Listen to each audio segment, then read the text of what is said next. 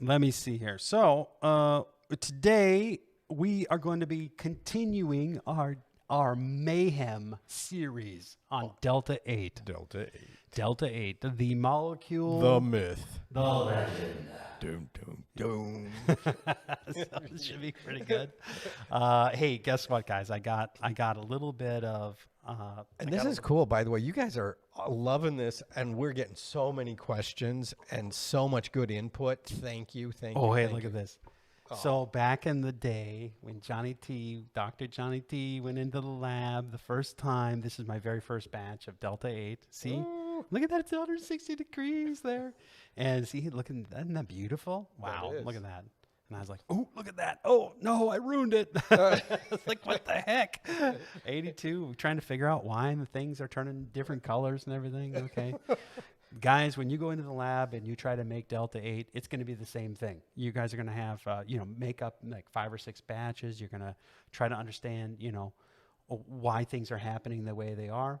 When you get to the point where you want to scale up and you want to do multiple kilos, give us a call. Yeah. We can help you really traverse all of that pain and suffering that I went through. Yeah, we got a lot of arrows in our backs, yes, so we can do that. And a lot of shit on the walls. We really have had a lot of, it's just basically trial by error. Everybody knows who's done research ever.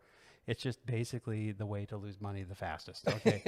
So, we're going to research. Oh, yeah, that's so noble. Okay, that's what that equals to is, okay, we're going to throw a bunch of money down a hole. We'll just flush it. Okay, why don't we just basically start shoveling money into the big money hole? Yeah, but it's so Set it fun. on fire. It is a lot of fun, though. It is a lot of fun. So it is, and I have a lot of respect for a lot of you guys who go out there and get it done. So just as a recap, hey, look at this recap on what we talked about a couple weeks ago was, okay, Delta 8, what are the differences in Delta 8 between Delta 9 and Delta 10? We talked a lot about how to test it, right? Yes. We talked about a comparison of the different brands and how they really how they compared to one another with Delta 8 and Delta 9, and we did some comparisons. I showed you some results on that, and the results and whether or not residuals were identified or not, or whether residuals were even tested. Right, exactly. The purity of the product, everything. We talked about how the idea of Delta 8, kind of as a marketing thing, just seems to be so huge now, but from the standpoint of reality, it's actually very old and very well known. Kind of like me. Very old. Very old. Yeah. Very well known. Very well known, too. Well, am I very well known? I don't know. I guess so. Yeah, that and $7 will get you a cup of coffee at Starbucks. And $7 could get you a single gummy of Delta 8. There you go. I saw some of the prices are pretty high, but typically what you're looking for is, maybe $10 will get you, maybe 5 or 6 gummies or 7 gummies or something like that. And people don't usually sell the big bags of them because they, there's a lot of them there. Yeah. So you got to think about also childproof packaging. Yep. You don't want to have a kid getting into a gummy. That's one of the recommendations we made to one group that, they went to 7 count bags at about $14 or $15, I think, retail. Mm-hmm. And it's there. Yeah, childproof packaging is important, and you should have either in a jar where it requires someone to push it down, or you can have it in bags that are also childproof. So those are really hard to get open. I actually have a really hard time. These are like childproof. They are childproof. They're doctor proof, and they're mid-40s guy proof. Yes. Anyway, but you can always take and rip the bag off, or rip the end of it off and get it, or even do like a single package. So those of you guys who are making different products and you're wondering how to package them, single use and childproof is probably pretty important for you to think about. Prepare responsibly. Yeah, prepare responsibly. So really, let's talk about what is it that makes Delta 8 products safe. What is it? We talked a little bit last week about that, and you want to make sure, first of all, that you don't have those solvent residuals in there. And I hate to keep harping on this, but last week I showed you one of the chromatograms, one of the certifications where they hadn't even looked at it. So here, take my product, consume it, but by the way, I'm not going to do any residual solvents on it. Well, that's no good, right? No. So you should be aware of what the residual solvents are and whether it passes those tests or not, right? No acid residuals. A lot of people add different types of acid in order to make the reaction happen, and you want to make sure that those acids are out of your product. Oh. And so one of the things that they do typically in processing is they will neutralize it, okay? But that doesn't necessarily take the acid out to having a neutral acid, okay? So you want to make sure that it's there's no acid residuals in there, and you can find that out with chromatography. Wow. So you can find what that kind of an acid would that be? Well, you can use I'll tell you, there's different types of acids. There's Lewis acids, there's Bronsted acids, there's organic acids, and a lot of them are everything I just said has been used. Wow. Okay. And that amplifies the effect. Is that why they would use it, or no? It's just a part of the washing and part it's part of the process, right? Okay. So yeah, you got to make sure that it's taken out. Okay. Yeah. And that's going to be something you need to think about. Look, if is the what is the pH, for example, of the product that you're imbibing? Okay. Sure. Number one, and then a lot of people will argue, well, there's no way to know the pH of what it is because it's in an organic material. That's a different topic for a different time. It's highly technical, but suffice it to say that you can do a wash and then understand if, in a water wash, you can actually measure pH. And so a water wash is important to do. You bet. And of course, those are all the tips and tricks that you get and hacks, life Delta 8 hacks you can get on this show. Listening to us, D8 hacks. There we go. Come on. Yeah, and by saying picking up the phone, dialing up Johnny T, and we'll help you formulate your product and help you with some of those services to get going. And to do that, get a hold of the team. Team's on Drift, on the chat bot right now, right underneath this. So yeah, reach out to them. Yeah, talk to them. Chatbot. Okay, legal limits of Delta 9. Okay, this is something we talked about last week, but again, it is a thing that really goes into a safe product. Okay, if you are buying a Delta 8 product and you have 5 to 8% of Delta 9 in there, you're getting a product that you didn't expect to get. Yes. Okay, so make sure that you're buying one with a legal limit of Delta 9. You don't want to, be caught with it. Say, hey, look, I got this Delta 8. It's hemp derived. It's perfectly fine. And then they test it, and they're like, oh, well, guess what? Not really. Yeah. And you're actually just trying to subvert the law or whatever. So. Exactly. And if you get caught with that, you can say, hey, here's my COA, but it's still hot, and it's that's after they confiscate it, and that's after they. And not just that. Yeah. Right. So it's a no-win situation. It's a no-win. Do it right, and you'll be just fine. And then unknowns identified. Okay, be clean, guys. Be clean. You want to make sure that your unknowns that are in your chromatogram I think that could be an identified. M. Night Shyamalan movie. Unknowns identified. The unknowns. We're going to take that would be pretty cool. Yeah, it would be. We should call him. Yeah, well, let's do it. M. Night, are you out there? We're gonna get some. Okay. Unknowns identified. What would be the thesis of such a video, movie film, picture film? Oh, I can come up with that by the end of the next slide. Okay. All right.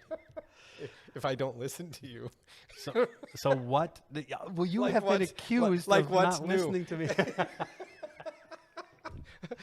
Oh, boy. So purity analysis. Okay, what do you look for in a quality Delta 8 product? What do you look for in a quality? Purity analysis. You should look Purity. for purity analysis. Purity, right? absolutely. Chromatograms with peaks identified. So when you do look at the thing, you should look at the C of A. You should see, okay, all the peaks have been identified. It doesn't look weird. On a purity side, question. Mm-hmm. With purity, you can't necessarily have, because of the processes, you can't really have an organic Delta 8 product. That is absolutely correct. Okay. Just so checking. If someone is saying that they have a Delta 8 product and it's organic, that on its face of it is, it's not legit. It's not legit. And then basically what I have here is less than Delta 8, but let me unpack that because I don't think it's worded properly. Essentially, when you have Delta 8, you want to use it for a mellowing effect. You want to use it for the medicinal benefits of that. And what we found is, adding in with other cannabinoids is a really great way to do that. And also adding in, for example, the terpenes for the Entourage Effect is also really great. And that makes it much more medicinal. You can add, like a lot of the oils that we process are very, very high in beta caryophyllene. And we had discussed that in our terpene shows. Did. Okay. And go see that because that was really fun. Yeah. We did a whole series on terpenes. We talked about all the different types of terpenes and everything. So it was really, really kind of amazing.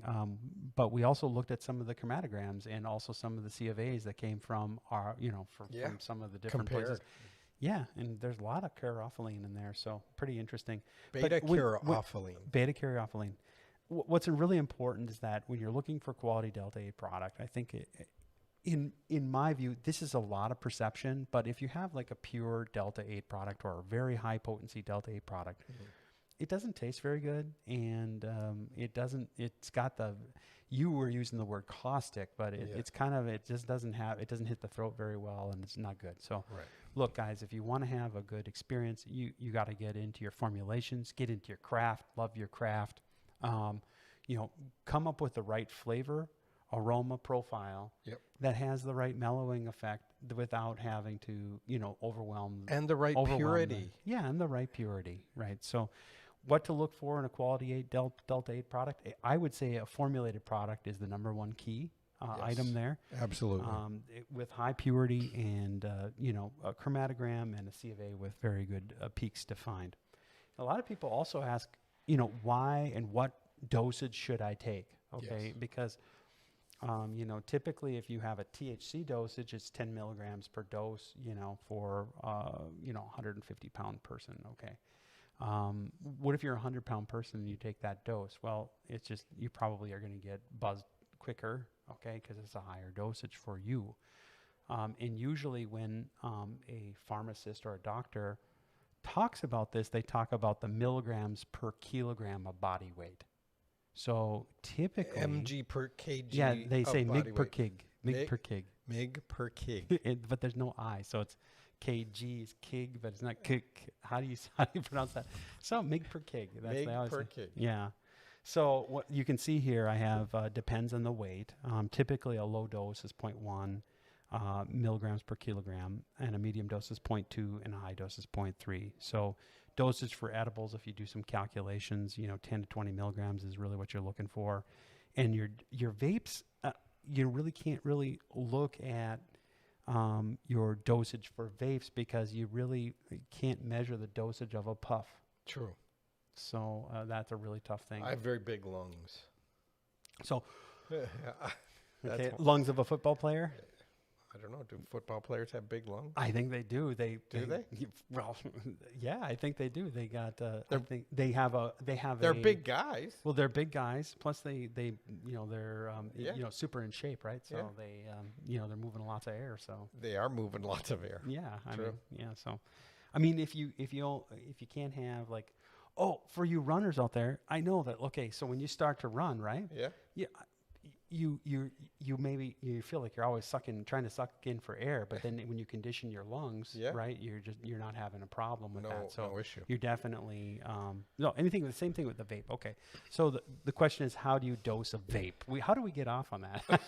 I don't really know. How do you dose a vape? I was going to runner's high, and then we were like, okay, well, I remember this one. I'm a hiker, and I get a hiker's high because I go fast. One project they were doing, we were trying to. There was a dog model, for example, which was it was a dog who had a certain condition, okay, and they used the dog for medical research, okay, like a lot of people do. They use monkeys and rats, and they use dogs and pigs and things like that. So, but these dogs, they had that, and they were trying to figure out how you could dose a vapor to a dog using like a THC or something like that to measure what their response was. And, this is how medical research is done, guys. Honestly, they typically they'll they'll have the animal testing that occurs, and it does. Like, that's what science is, okay? And then they bring, if there's positive results there, then they'll bring them out into a clinical trial with humans. Okay. And then the humans then become the guinea pigs. Okay. Like, oh, that one, he didn't do so well. Oh, geez. Yeah. Or that one, there's a certain, maybe he had a side effect or whatever, then they test that. And those are called adverse events when you have an adverse event from something, right? Wow. So that's what they do. So dosaging, getting back to my story about the dogs, they were trying to figure out a way to make the dog vape. That's pretty good. So they could measure, So what did they do? Meter dosage. Yeah. For like asthma, those are all metered. Well, I know, but what did they do with the dog? How did they do that? Did they do the spray? Yeah, something along those lines. They put a paper bag over their head and just blow into it? You know what? I don't think I really know what the end was. I think the discussion happened. We kind of chuckled about it, and then it was kind of discounted that, okay, that's not a possible thing. Because and just for clarity, no animals or humans have been damaged. Well, James might have argue. No animals have been used in the research of this testing of this show. Yeah. Of this show. Yeah, we haven't done it. Yeah, but scientists, I mean, they can get pretty. Yeah. In the medical sciences, they can be a little bit gruesome, I guess. You know. So, but hats off to them because they do save lives, and we're thankful for what they're doing. And then they have to go home and take Delta 8. Yeah, they do, and mellow out a little bit. Mellow out. Yeah. So, what dosage should I take? Again, there's a calculator on outlawshemp.com. Oh, that's right. And you can go on there. You can put in your weight and everything. But just suffice it to say, there are some things, some advice that you would want to take when you're starting to take any kind of drug. Advice for these vices? Yeah, advice for the vices, which is go low, go slow. How low can you slow? Yeah, so go low, go slow. Go slow. I did not coin this. I think the first time I heard it was from one of my colleagues and a good friend from back in college. And I don't know if he coined it, but I maybe it's just one of those things that are well known. When you start off with a drug regimen or any kind of new thing, whether it's a supplement even, you don't want to just like, okay, take all of it and then just go, because you might have a little adverse reaction to it, right? Sure. So if you start really low and you go and you take a little bit of it, okay, it didn't have any effect on me, you take another little bit, as long as it's safe, and then you can test and just feel, make sure that you're thinking, you're making notes as to, how you feel. And I like the way you looked at your hands. Are your hands shaking like this? Then maybe you should dial that back a little bit, buddy. Dial back the caffeine. Put the pen down. Step away exactly. from the coffee table. Typically, you should start with low doses, see how your body reacts. If you have negative response, stop taking the product. And you can report that back to the manufacturer. Here's what you don't do to the manufacturer. It's really not fair because a lot of different people have different reactions and doses. Sure. So you don't go onto Google and start to blast them on Google. It just doesn't make sense. So it's not nice. It's not a very ethical thing to do either because everybody's a little bit different. What I would do is, go ahead and, contact them, say I had this adverse event. They're going to record that and say, hey, look, sorry, whatever. They may compensate you in some way, but that's it. When I say compensate, they may refund your money or something along those lines. And typically from that response, it could be a negative response, but it could be a MIG to KIG issue. Yeah, right. And so they might say, See what I did there? How were you dosing? What's your MIG to KIGs? What's your MIG to KIG? Okay, so go low and go slow, guys. A lot of people also ask about what the onset time is. Okay, the onset time is when are you feeling the effect? Yeah, so how long from the time I take it to the time, whatever it is, whether it's CBD or any other, can I feel an effect from it? Yep. Or if there is no feeling of effect, what is the onset time? Like, suppose you have a headache and you take a Advil, how long does it take for my headache to go away? Or, something along those lines. Gotcha. Or what should I say? Non-steroidal anti-inflammatory. Yes, that's exactly what you said. That's what I use. That's the term I use. Non-steroidal anti-inflammatory. Forget the brand name. I'm neither for or against different non-steroidal anti-inflammatory companies. I love it. Okay. If their stock spikes, I mean, I want a part of that. That's exactly, and you would deserve it too. But okay, so by the way, what is the onset time for delta 8 Yeah, THC? so this kind of is our general rules for cannabinoids, and there are lots of papers out there on this, meaning there's medical research, and then also, professors who have gone in and they've measured this. So what they do is they measure, the THC or the CBD or whatever else in your bloodstream. Okay, and also when they have animal models, they'll measure, how much, of the, cannabinoids are in the tissues themselves. Gotcha. Okay, so they're measuring the onset time. And so what they found is that the vapor method actually is the quickest onset time. Sure. So that's basically because it's bypassing the secondary metabolism that happens in your gut when you take it through. It's bypassing all that, going into your lungs, going through the blood-brain barrier right up into your brain. So it's hitting the receptors right there. Yeah, bam. Bam. So it's very onset time. The onset time's very very short. For edibles, the deal there is that there's all kinds of different things that people are doing to improve their edible onset time, and that is by formulating their product to make particles that are larger into much smaller particles, so they're absorbed better in the stomach or in the gut or whatever.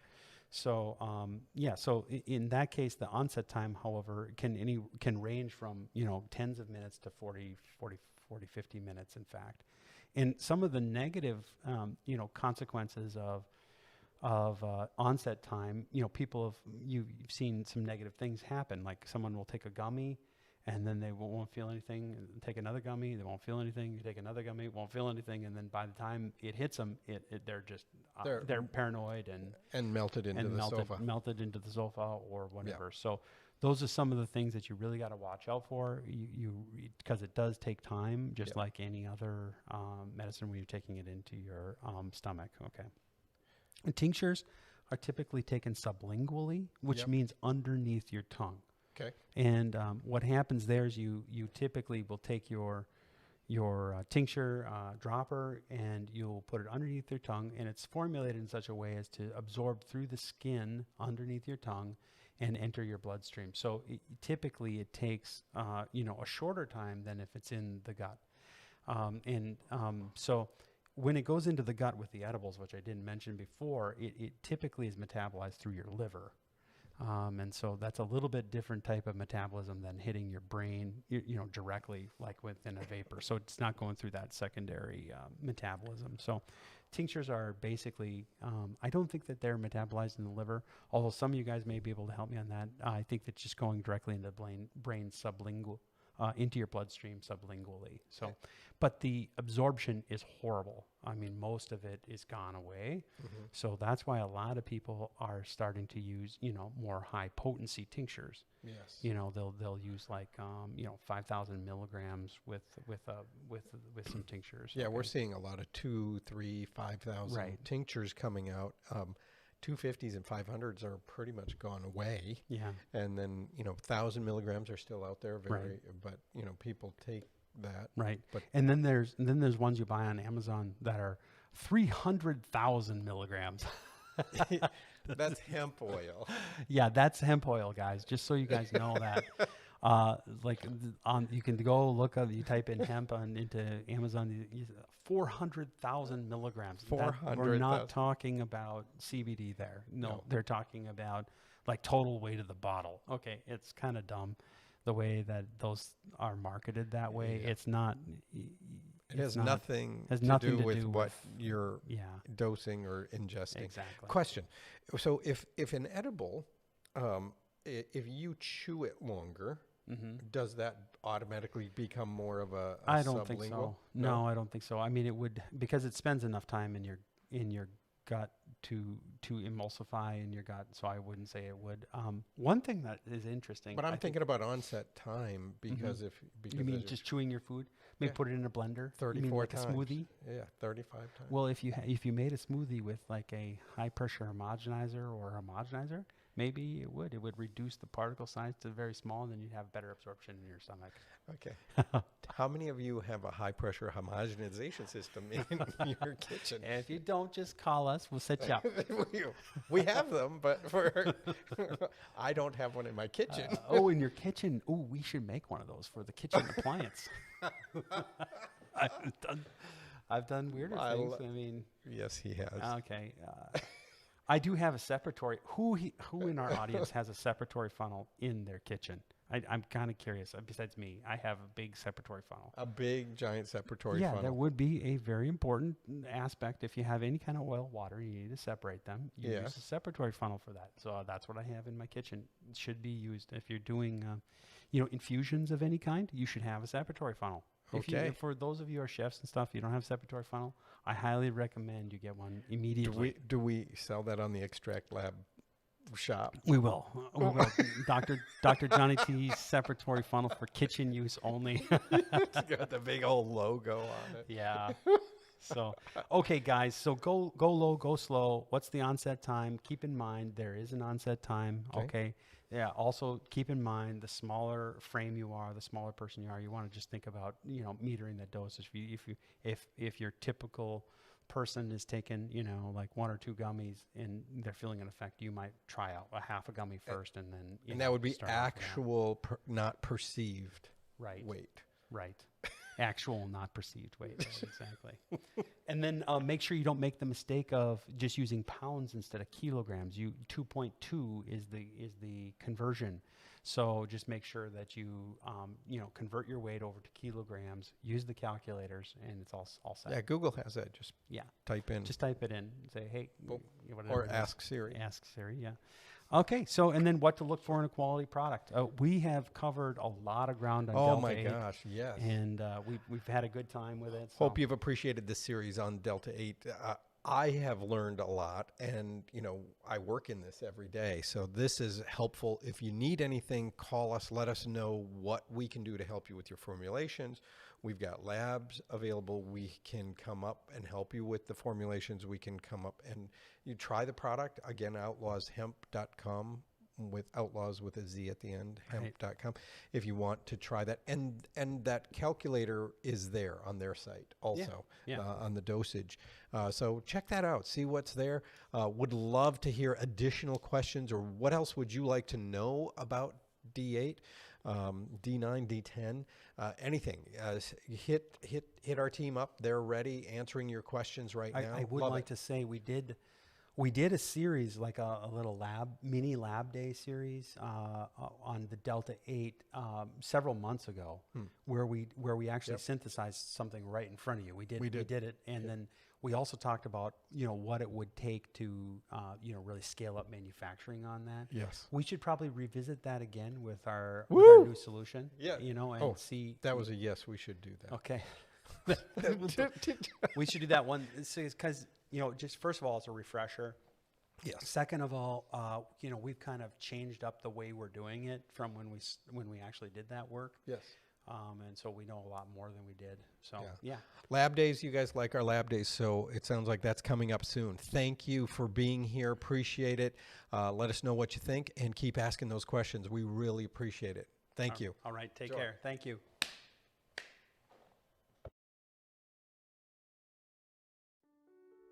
Are you stuck in your hemp or cannabis business? Are you not reaching your processing goals? Here at extraktLAB, we offer a free 20-minute CBD jam session. A CBD jam session is a conversation with an industry expert, not a sales call. A conversation where you can talk to us about whatever issues you are having right now and where you are stuck. We will help you uncover any issues you are currently having in your business, create a solution to fit your current scale, develop a future scale-up plan based on your needs, and help you make your processing goals a reality, all while getting your business plan back on track.